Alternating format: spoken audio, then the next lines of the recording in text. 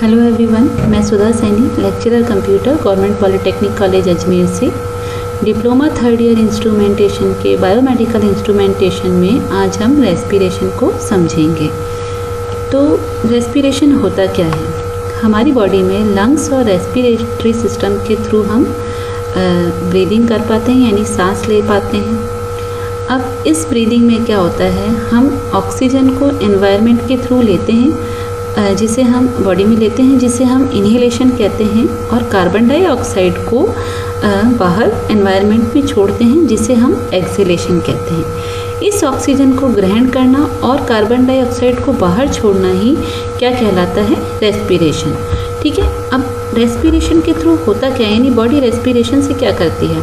Respiration के through हमने जो भी फूड हमने लिया है उससे बॉडी एनर्जी को लेती है, इससे एनर्जी रिलीज़ होती है, इस ऑक्सीजन को यूज़ करती है प्रोसेस करने में फूड को, और उससे एनर्जी हमारी बॉडी को मिलती है। और उस फूड प्रोसेसिंग से जो वेस्ट निकला है वो कार्बन डाइऑक्साइड है, जिसको हम एक्सहेल करते हैं। ठीक है। यानी अल्टीमेटली हमने जो ऑक्सीजन लिया उसको फूड प्रोसेसिंग में काम लिया गया, और जो कार्बन डाइऑक्साइड रिलीज़ हुई है उसे हमने एक्सहेलेशन में एनवायरनमेंट को दिया है। ठीक है। ये है हमारा रेस्पिरेशन सिस्टम। अब ये है हमारा रेस्पिरेटरी सिस्टम। देखिए, सबसे पहले जो हम एयर अंदर लेते हैं वो हम हमारे नॉस्ट्रिल से लेते हैं, यानी नासा छिद्र से लेते हैं।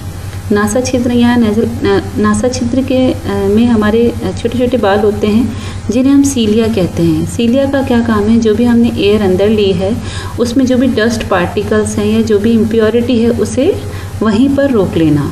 ठीक है। उसके बाद आती है नेसल कैविटी। नेसल कैविटी के बाद और हमारा जो माउथ है वो भी हमारे रेस्पिरेटरी सिस्टम का पार्ट है। तो ये नेसल कैविटी और जो माउथ है ये जब आगे बढ़ते हैं तो ये फेरिंग्स पे कनेक्ट होते हैं, यानी दोनों कहाँ खुलते हैं? फेरिंग्स पे खुलते हैं। ठीक है। फेरिंग्स के बाद आगे हमारा ये जो रेस्पिरेटरी सिस्टम जो हमारा एयरवे है वो कहाँ जाता है? लैरिंग्स पे। फेरिंग्स से क्या होता है? दो फेरिंग्स के बाद जो हमारा ये जो हमारी जो कैविटी है ये क्या होती है? दो भागों में बढ़ जाती है। ठीक है। एक तो फूड के लिए जो हमारा रास्ता जाता है, और दूसरा जो है हमारा जो रेस्पिरेटरी सिस्टम के लिए जो पाइप जाता है उसमें जाता है। ठीक है। तो फेरिंग्स से ये दो जगह बढ़ जाता है। तो जो वेंट पाइप है हमारा, उसका जो टॉप है वो लैरिंग्स है। लैरिंग्स पे दो वोकल कॉर्ड्स होती है, जो हमारे जो साउंड हम दे पाते हैं वो उन वोकल कॉर्ड्स की वजह से होते हैं। ये वेंट पाइप के ऊपर होता है। ठीक है। अब लैरिंग्स जब आगे बढ़ता है तो ये इस एयरवे को फिर हम क्या कहते हैं? ट्रैकिया। लैरिंग्स से आगे जो हमारा पाथ है वो है ट्रैकिया। ठीक है। फिर ट्रैकिया आगे दो पार्ट्स में बढ़ता है, जिसे हम कहते हैं ब्रोंकाई। ठीक है। ये ब्रोंकाई कहाँ कनेक्ट होती है? दो भागों में बढ़ के दोनों तरफ लेफ्ट और साइड हमारी लंग्स पे कनेक्ट होती है। ठीक है। जब ये ब्रोंकाई अंदर फेफड़ों में जाती है और पार्ट्स में बढ़ जाती है, इसे हम बोलते हैं ब्रोंकायोलिस। ठीक है। अब ये ब्रोंकायोलिस और पार्ट्स में बढ़ जाती है, जिसे हम कहते हैं एल्वियोली। एल्वियोली एक्चुअली क्या है? ये एयर सैक्स हैं, जिन्हें हम वायु कोष्ठक भी बोलते हैं। जो हम एयर लेते हैं, यानी जो इस पाथ से होते हुए एयर आ रही है वो कहाँ जाती है? फाइनली इन एल्वियोली पे जाती है। ठीक है। तो फिर ये एल्वियोली जो होती है सराउंडेड होती है ब्लड वेसल्स से, छोटी छोटी ब्लड वेसल्स जिन्हें हम कैपिलरीज कहते हैं, उनसे सराउंडेड रहती है, यानी चारों तरफ इनके कैपिलरीज रहती है, जहाँ पे क्या होता है? इस एयर से ऑक्सीजन को एब्जॉर्ब कर लिया जाता है। यानी एक्चुअली जो हमारा ये जो ऑक्सीजन का लेना है, ब्लड में जाना है, ब्लड में जो इसका ट्रांसपोर्टेशन होता है वो एल्वियोली से ही होता है। ठीक है। इन कैपिलरीज के थ्रू, है ना। फिर ये ब्लड में चली जाती है हमारी ऑक्सीजन। फिर ये यहाँ से ये ब्लड ऑक्सीजन को लेके जाता है हमारे हार्ट के पास। हार्ट इसको पंप करता है। पंपिंग से ये ब्लड हमारी बॉडी के डिफरेंट सेल्स तक पहुंचता है, जहां पर इनसे एक हमारा प्रोसेस होता है जिसे हम क्रेब्स चक्र कहते हैं या क्रेब्स साइकिल कहते हैं। वहां पर फिर क्या होता है? इस ऑक्सीजन से हमारा ये जो एनर्जी होती है, ये प्रोसेस के बाद में एनर्जी तो हमारी बॉडी को मिलती है, और CO2 इसका वेस्ट रिलीज होता है, जो वापस पंपिंग के थ्रू हमारे इसमें आता है, एल्वियोली में आता है। एल्वियोली से वापस ये ब्रोंकाइलिस से होते हुए फिर ब्रोंकाई और फिर ट्रैकिया से होते हुए हम इसको वापस एक्सेल कर देते हैं, यानी ये आउट हो जाती है CO2 हमारी बॉडी से। ठीक है, अब देखिए समझते हैं इस हमने देखा कि इस तरीके से हमारे रेस्पिरेटरी सिस्टम के क्या क्या पार्ट हो गए। Nose, nasal cavity, mouth, throat, यानी जो फेरिंग्स था, यानी जो माउथ और नेज़ल कैविटी कहाँ पे मिल रही थी, फेरिंग्स पे, जिसे ये हमारे जो गले का पार्ट है। ठीक है, उसके बाद लैरिंग्स, फेरिंग्स आगे बढ़ने पे हो गया लैरिंग्स। ठीक है, फेरिंग्स में जो हमारे रेस्पिरेटरी सिस्टम से कनेक्ट हो रहा है वो लैरिंग्स है, क्योंकि हमने देखा कि फेरिंग्स से दो पार्ट जाएंगे, एक फूड पाइप की तरफ, मतलब जो खाने वाला जो स्टमक तक जा रहा है, एक रास्ता वो है, एक रास्ता वो है जो लंग्स तक जा रहा है। तो जो लंग्स की तरफ रास्ता जा रहा है उसका वो कनेक्ट होगा हमारे लैरिंग्स पे, यानी फेरिंग्स के बाद लैरिंग्स की तरफ हम जाएंगे एयरवे के लिए। ठीक है, दूसरा रास्ता हमारे इस स्टमक की तरफ जाता है जो खाने के लिए है। ठीक है, तो लैरिंग्स जो है वो एक वॉइस बॉक्स है। ठीक है, जहाँ से हम जो वाइब्रेशंस होते हैं साउंड की वो हमें इस वॉइस बॉक्स के थ्रू मिलते हैं। ठीक है, फिर लैरिंग्स के आगे जो हमारा जो एयरवे है वो विंड पाइप है, जिसे हम ट्रैकिया कहते हैं। ठीक है, ट्रैकिया दो भाग में कनेक्ट होता है, उसे हम ब्रोंकाई बोलते हैं, और वो लंग्स से जुड़ जाता है। तो ठीक है, लंग्स हमारे बॉडी के पार्ट हो गए, ब्रोंकाई हमारे ये जिसे हम ब्रोंकाइल ट्यूब्स भी कह रहे हैं। जब ट्रैकिया जब दो पार्ट्स में बटा उसे हमने ब्रोंकाई कहा। ठीक है, फिर है ब्रोंकायोलिस। ब्रोंकाई जब मल्टीपल पार्ट्स में डिवाइड हो गया तो उसे हमने ब्रोंकायोलिस कहा। नेक्स्ट है एयर सेक्स, जिसे हमने एल्वियोली कहा। ब्रोंकायोलिस से जो हवा वायु कोष्ठकों में गई है वो एल्वियोली है। फिर एल्वियोली से जब ऑक्सीजन का ट्रांसपोर्टेशन हुआ ब्लड को, वो कैपिलरीज में हुआ। ठीक है, उसके बाद है डायफ्राम। ये डायफ्राम हमारे कहाँ आता है, जब हम ये जो हमारा रेस्पिरेशन है वो किस मैकेनिज्म के थ्रू हो पाता है, यानी हम ब्लड ऐसे ऑटोमेटिकली ऑक्सीजन हमने ऑटोमेटिकली हमारी बॉडी ने अंदर ले ली या बाहर ले ली, ऐसा नहीं होता है। डायफ्राम के मूवमेंट की वजह से हम ऑक्सीजन को ले पाते हैं और CO2 को बाहर छोड़ पाते हैं। ठीक है, ये हमारे चेस्ट कैविटी के बेस में होता है। ठीक है, तो हम इसको और डिटेल में समझते हैं। तो सबसे पहले एयर एंटर हुई रेस्पिरेटरी सिस्टम में नोज़ और माउथ के थ्रू। फिर ये क्या हुआ,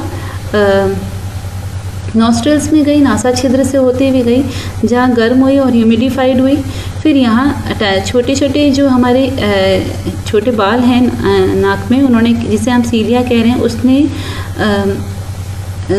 इसको पैसेज को क्या करा, इसको फिल्टर करा, जो भी एयर आई है जिसमें जो भी डस्ट पार्टिकल थे, है ना, उसको जो भी हमने एयर अंदर लिया उसको फिल्टर करा और एक तरीके से प्रोटेक्ट करा नासल पैसेज को, इन डस्ट पार्टिकल्स को इनमें जाने से रोका।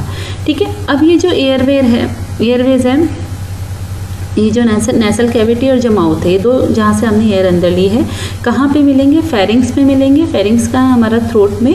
ठीक है, नोज़ और माउथ के पीछे थ्रोट में ये फेरिंग्स है। ठीक है, अब ये फेरिंग्स क्या है, डाइजेस्टिव सिस्टम का भी पार्ट है और रेस्पिरेटरी सिस्टम का भी पार्ट है, क्योंकि फेरिंग्स से होके खाना भी जा रहा है और हवा भी जा रही है। ठीक है, उसके बाद अब फेरिंग्स के बॉटम में क्या है, दो पार्ट्स में ये फेरिंग्स हमारा बटता है। एक तो खाने के लिए जाएगा जिसे इसोफेगस बोल रहे हैं हम, जो कहाँ तक बढ़ेगा, आगे स्टमक तक जाएगा, खाने को लेके जो पैसेज है वो होता हुआ कहाँ पहुँचेगा, अल्टीमेटली स्टमक तक। ठीक है, और जो दूसरा फेरिंग्स का पार्ट है वो कहाँ तक जाएगा, एयर के लिए है, यानी एक पार्ट तो खाने के लिए है और दूसरा पार्ट एयर के लिए है। ठीक है, तो जो खाने वाला पार्ट है उसे हमने कहा इसोफेगस, और जो दूसरा है उसमें उसे क्या मिलेगा, एपिग्लॉटिस मिलेगा। अब ये एपिग्लॉटिस क्या है, एपिग्लॉटिस एक स्मॉल फ्लैप और उत्तक या टिश्यू का बना हुआ एक स्मॉल फ्लैप है, जिसे हम एक कवरिंग भी कह सकते हैं, जिसका क्या काम है कि ये एयर ओनली पैसेज है, यानी कि क्या करता है कि जब हम खाना लेते हैं, है ना, तो ये हम खाना खा रहे हैं तब ये क्या करेगा, एयर पाथ को बंद कर देगा, जिससे कि क्या है कि खाना एयर पाथ में ना जाए। ठीक है, और जब हम एयर अंदर ले रहे हैं तो ये खाने वाले पाथ को बंद कर देगा, क्योंकि एयर को फाइनली लंग्स तक पहुंचना है, तो वो पाथ को ओपन रखेगा, दूसरे को बंद कर देगा। ठीक है, और जब हम खाना ले रहे हैं तो उसे स्टमक तक जाना है, उसे लंग्स में नहीं जाना, तो लंग्स वाले पाथ को यानी एयर पाथ को बंद कर देगा। ठीक है, तो ये एक तरीके से कंट्रोलर का काम करता है, क्योंकि दो पैसेज जा रहे हैं और एक ही गेट है, ठीक है, मतलब एक ही जगह से होके जाना है, तो वहाँ ये कंट्रोल करता है कि खाने को किधर जाना है और एयर को किधर जाना है, ठीक है, जिससे क्या करता है फूड और लिक्विड को खाने में लंग्स में जाने से रोकता है, ठीक है। अब देखिए फिर ये जो हमारा एपिग्लॉटिस है ये कहाँ से है, फिर एयर ओनली पाइप जो है उसका जो टॉप पार्ट है वो क्या है, टॉप पार्ट जो है वो क्या है, लैरिंग्स है, ठीक है। उससे पहले एपिग्लॉटिस था।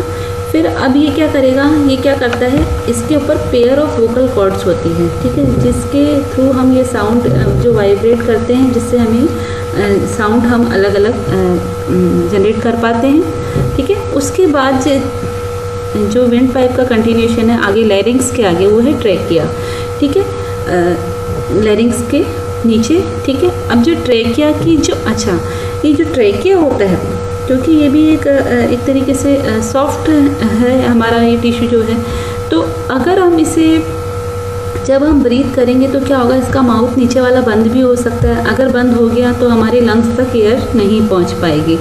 तो इसको स्टिफ रखने के लिए कार्टिलेज यानी उपास्थि, जिसे हम सॉफ्ट, आप उसे बोन भी कह सकते हैं, सॉफ्ट बोन है, वो क्या करती है कि इसके जो माउथ को यानी ट्रेकिया का जो लास्ट पोर्शन है उसे होल्ड करके रखती है, जिससे कि क्या हो, ये ब्रीदिंग के या रेस्पिरेशन के दौरान बंद ना हो, ठीक है, ये हमेशा ओपन रहता है ताकि सांस आ सके जा सके, ठीक है। तो इस कार्टिलेज, ये कार्टिलेज का क्या काम है, इसको स्ट्रेथन करके रखती है, स्टिफ करके रखती है, जिससे ये हवा के आने जाने से बंद ना हो, ठीक है। यानी हमने देखा कि हवा गई, हवा के लिए हमने जो माउथ और जो हमारे नोज़ है, नोज़ में नोस्ट्रिल्स और नेज़ल कैविटी और माउथ है, ये दोनों मिले हमारे फेरिंग्स पे, ठीक है। फेरिंग्स से फिर लैरिंग्स, लैरिंग्स से वॉइस बॉक्स और फिर उसके बाद ट्रेकिया, जो आगे बढ़ा ट्रेकिया, ठीक है, यहाँ तक हम आए, है ना। ट्रेकिया के बाद वो एक कार्टिलेज हमें मिली है। अब इसके एंड, इसके बॉटम में क्या होता है, ट्रेकिया डिवाइड होती है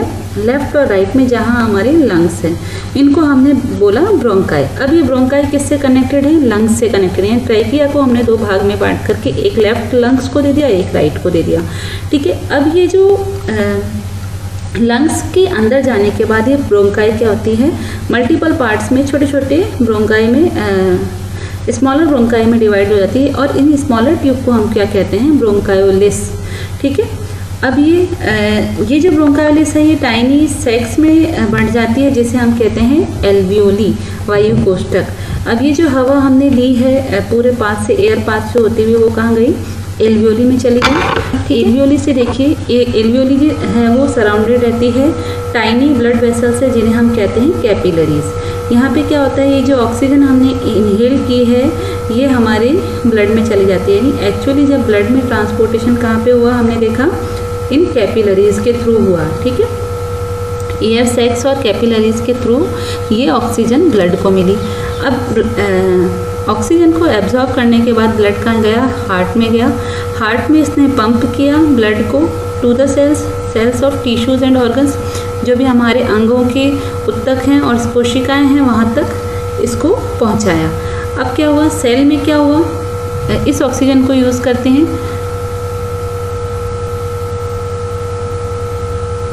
ठीक है। सेल है ना, इसको वहाँ पे क्या होता है, क्रेब्स चक्र चलता है, जहाँ पे ये क्रेब साइकिल होती है, उससे क्या होता है कि ऑक्सीजन को यूज़ किया जाता है उसमें, और उससे एनर्जी बॉडी को मिलती है, और फिर जो कार्बन डाइऑक्साइड जनरेट होती है वो वापस लंग्स में आती है, और वहाँ से हम पूरे एयर पाथ को यूज़ करते हैं, वापस इसको एक्सेल कर देते हैं, ठीक है। तो इस तरीके से हमारा ये रेस्पिरेटरी सिस्टम काम करता है, ठीक है। अब ये जो एयर हमने अंदर ली और ये जो बाहर छोड़ी, ये किस प्रकार से हमारे इतना अंदर आ सकी और किस प्रकार से पंपिंग हुई कि ये बाहर गई, ठीक है। तो इसका मैकेनिज्म क्या रहता है, जब हम एयर को अंदर लेते हैं तब ये हमारे नॉस्ट्रल से, नासा छिद्र से एंटर करी इसने, ठीक है, नेसल पैसेज से होते हुए गई विंड पाइप में और लंग तक जाती है, ठीक है।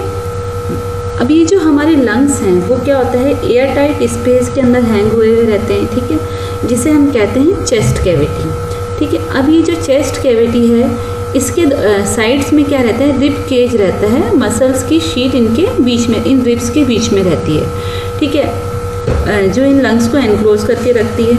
अब इन इस चेस्ट कैविटी के नीचे क्या होता है, एक कर्व्ड शीट होती है मसल की, जिसे हम डायफ्राम कहते हैं, जो क्या करती है, इस चेस्ट कैविटी का एक तरीके से बेस बना के रखती है। इस रिब केज का और डायफ्राम के मूवमेंट के थ्रू हम ब्रीदिंग कर पाते हैं। कैसे, देखिए कि जब हम ब्रीथ करते हैं तो डायफ्राम क्या होता है, नीचे की तरफ जाता है, ठीक है, पेट की तरफ, और जो रिब मसल्स होती हैं वो बाहर की तरफ फैलती हैं, ठीक है, अपवर्ड होती हैं। उससे क्या होता है, चेस्ट कैविटी जो है हमारी, वो हमारी वक्ष गुहा क्या होती है, बड़ी हो जाती है, जिससे ज़्यादा से ज़्यादा वो नोज़ और मुंह के थ्रू अंदर ले लेती है। जब हम सांस को बाहर छोड़ते हैं तो डायफ्राम क्या होता है, अपवर्ड यानी ऊपर की तरह ही चेस्ट कैविटी की तरफ बढ़ता है, और जो मसल्स हैं वो रिलैक्स हो जाती है, कॉन्ट्रैक्ट हो जाती हैं, तो वो अंदर की तरफ से उड़ती हैं। उससे क्या होता है, हमारी जो चेस्ट कैविटी है वो छोटी हो जाती है, और जो रेस्पिरेटरी सिस्टम है वो नोज़ और माउथ के थ्रू एयर को बाहर पुश कर देता है। एक जब डायफ्राम ऊपर हुआ तो एक पुशिंग हुई, जिससे एयर हमारे मुंह से और नाक से बाहर निकलती है, ठीक है। ये था हमारा रेस्पिरेटरी सिस्टम।